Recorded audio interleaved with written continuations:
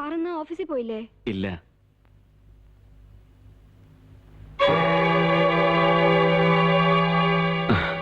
അത് രാധയ്ക്ക് കൊടുക്കാൻ വേണ്ടി വാങ്ങിയതാ. ഞങ്ങൾ തങ്ങളിലൊരു പന്തയം ഉണ്ടായിരുന്നു. ഞാൻ തോറ്റ ഒരു സമ്മാനം വാങ്ങിക്കൊടുക്കാമെന്ന് പറഞ്ഞിരുന്നു. സാർ തോക്കില്ല. തോക്കണത് ഈ മനയിലെ ഗതിയില്ലാത്ത പെൺകുട്ടികളാവും. സാറിനറിയാമോ, പണ്ട് ഇതേ മുറിയിൽ വെച്ച് ഒരു അടിച്ചു തലക്കാരി സ്ത്രീക്ക് ഇവിടെ പാർക്കാവെന്ന് സാറ് കൊടുത്ത സമ്മാനം ഞാൻ. എന്റെ അടുത്ത് പാവ ഒത്തിരി കണ്ണീര് കുടിച്ചത. ഇനി വേദനിപ്പിക്കരുത്.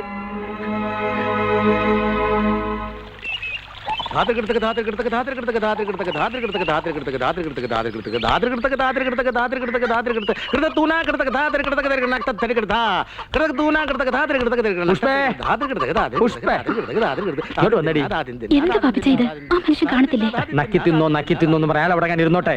നീ വന്നേ, ഒന്ന് അകത്തോട്ട് വാടി. വന്നേ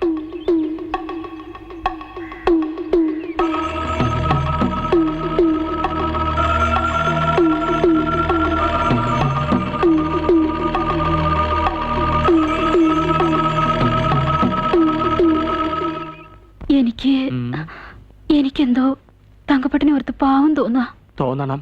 പാവ പട്ടായി പോയില്ലേ?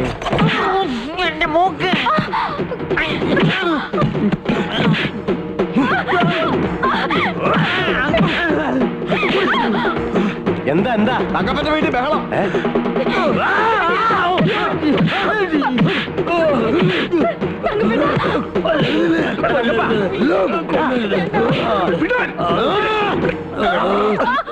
എന്താ തങ്കപ്പ ഇത്? ശങ്കരേട്ടാ, തങ്കപ്പ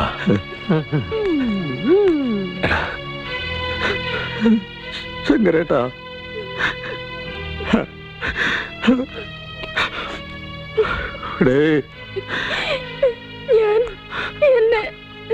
കേറിപ്പോടി, മക്കളെ കൊണ്ടകത്ത് പോവൂ.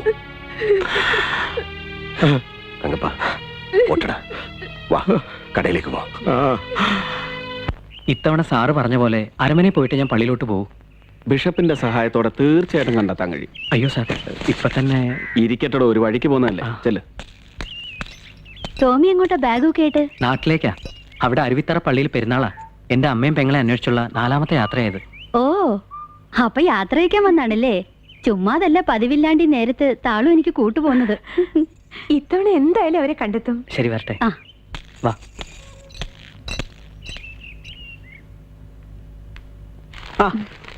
രാധ എന്താ ഈ വഴിക്കൊക്കെ? ഇന്ന് തിരുവാതിരയല്ലേ, ഔപചാരികമായി ക്ഷണിക്കാൻ വന്നതാ. അതിന് ഞാൻ ഇല്ലത്ത് തന്നെ ഉണ്ടായിരുന്നല്ലോ, അവിടെ വെച്ച് പറയാറുന്നില്ലേ? അപ്പൊ അത് ഔപചാരികമാവില്ലല്ലോ. ഇന്ന് സന്ധ്യ കഴിഞ്ഞിട്ട് ചേപ്പാട്ടർ മുറ്റത്ത് എന്താ നടക്കണം അറിയാമോ? ഇല്ല, അറിയില്ല. എന്താ പ്രശ്നമല്ലോ ഉണ്ടോ? ഈ ശിവേട്ടന്റെ ഒരു വർത്തമാനം. നറുമാംഗല്യത്തിനും ദീർഘസുമംഗലി ഭാഗ്യത്തിനും വേണ്ടി നോമ്പ് നോക്കുന്ന പെൺകുട്ടികളുടെ തിരുവാതിരക്കളി. അപ്പൊ അതിന്റെ മുൻനിരയിൽ തന്നെ രാധയും ഉണ്ടാവുമല്ലോ. ഞങ്ങളുടെ വിത്തും നെല്ലും വളവും എടുത്തു മാറ്റി ആപ്പീസിൽ സ്ഥലം ഉണ്ടാക്കിയത് ഇതിനായിരുന്നല്ലേ? നിങ്ങൾക്കിപ്പോ എന്താ വേണ്ടത്? നിങ്ങളുടെ ഈ നാട് നന്നാക്കലേ ഈ നാട്ടുകാരെ ഒക്കെ ഒന്ന് അറിയിക്കണം. ഇവിടെ ഇരിക്കും രണ്ടാളും. ഏയ് ഒന്നുമില്ല, കുട്ടി വിഷമിക്കണ്ട. കഥ ഓർക്കാൻ കഥ ഓർക്കാനാ പറഞ്ഞത്.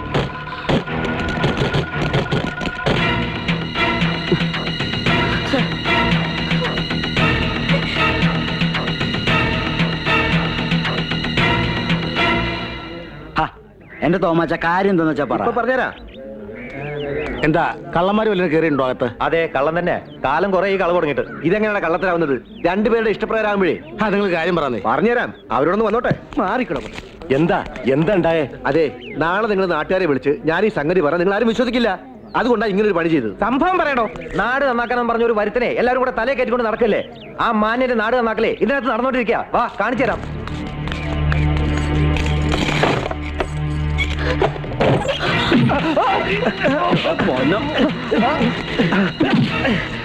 നിന്റെ ഈ പോക്കിരുത്തനെ ഈ നാട്ടിൽ നടക്കില്ലടാ. ഒന്നോർത്തോ, ഇവിടെ ചോദിക്കാനും പറയാനും ആളുണ്ടാ.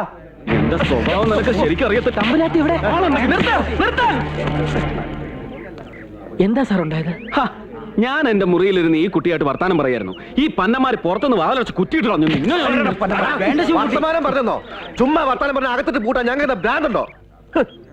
എട്ടും പൊട്ടും തിരിയാത്ത ഈ നമ്പൂരി കുട്ടിയെ ഇവൻ പഞ്ചാര ഞങ്ങൾക്ക് പറയാനാ വയ്യാത്തല്ല. നിങ്ങൾ എന്തായി ചെയ്യുന്നേ? ഒരു പെൺകുട്ടിയുടെ ജീവിതം കൊണ്ട് കളിക്കുക. ഇനി അഥവാ എന്തെങ്കിലും അങ്ങനെ സംഭവിച്ചു പോയാൽ തന്നെ നാട്ടുകാരെ മുഴുവൻ വിളിച്ചു കൂട്ടി നാറ്റിക്കുക ചെയ്യാ. ന്യായം പറയാൻ താനാരാ? ഈ നാട്ടിലെ കാര്യം നോക്കാൻ ഞങ്ങൾക്കറിയാം. നാട്ടിലെ കാര്യം നോക്കാൻ താനാരാ? ഇവിടത്തെ കളക്ടറോ? നിന്റെ വക്കാലത്തൊന്നും വേണ്ട. ഇല്ലെങ്കിൽ പറ, കൃഷി ഓഫീസിൽ ഈ കുട്ടിക്ക് എന്താ കാര്യം? എന്നാലേ ഇവര് തമ്മിൽ ഇഷ്ടത്തില്ല. എന്താ കല്യാണം കഴിക്കാനും പോവാ? എതിർപ്പുള്ളവർ വഴിയിടാ വഴിയിടാ.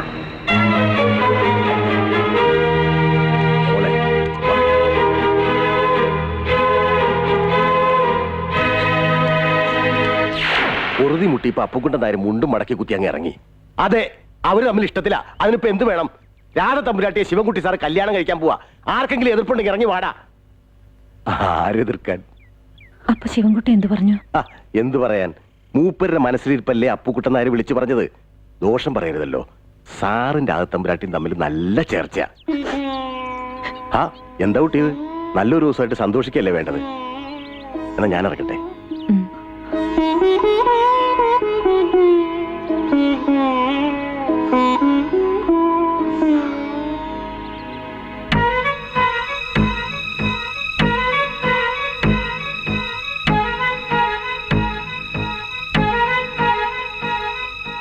രാധ തിരുവാതിരകളിയുടെ ഒരുക്കത്തിലാ. കാത്തുനിന്ന് കാണാഞ്ഞാ ഞാൻ കൊണ്ടുവന്നത്. ഇഷ്ടായില്ലെന്നുണ്ടോ? മുന വെച്ചുള്ള ഈ സംസാരത്തിന്റെ കാര്യം മനസ്സിലായി. അപ്പക്കുട്ടൻ അയാളുടെ മനസ്സിൽ തോന്നിയത് പറഞ്ഞു, അത്ര തന്നെ. അതിൽ കൂടുതലൊന്നും ആലോചിച്ച് ഈ തല പുണ്ണാക്കണ്ട. വെറുതെ ആണെന്ന് അറിയാമെങ്കിലും കേട്ടപ്പോ നേരിൽ ചോദിച്ച് സത്യം അറിയാന്ന് വെച്ചു. സത്യം അറിഞ്ഞില്ലേ? ഇനി സ്വസ്ഥമായിട്ട് ഇറങ്ങാലോ. ഉറക്കത്തിന്റെ സ്വസ്ഥത പോയിട്ടിപ്പോ മാസം 2 തികയുന്നു. എന്തേ? ഇന്നലെ കുളക്കടവിൽ വെച്ച് തലചുറ്റി വീഴാൻ ഭാവിച്ചു. തുണയ്ക്ക് വന്ന് ഗിരിച്ച് ചോദിച്ചപ്പോ ഊണ് കഴിക്കാത്തോണ്ടായിരിക്കും എന്ന് പറഞ്ഞു. കുട്ടി അത് വിശ്വസിച്ചിരിക്കുക. ഇങ്ങനെ എത്ര കാലം മറച്ചു വെക്കാനാ?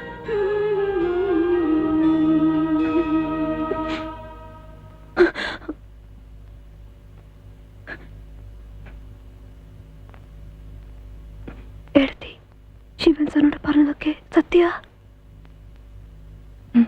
സത്യം. തിരുവാതിര പ്രമാണിച്ച് നാളെ കൂടെ ലീവ് എടുക്കാന്ന് തീരുമാനിച്ചു. കൂവപ്പായസം കൂട്ടി ഒരു ഊണ് കിട്ടണമല്ലേ. പക്ഷെ ഉത്തരത്തമ്പുരാട്ടി ഒരു വാക്ക് എനിക്ക് തരണം. തിരുവാതിരയ്ക്ക് ഗിരിജ പാട്ട് പാടില്ല എന്ന്.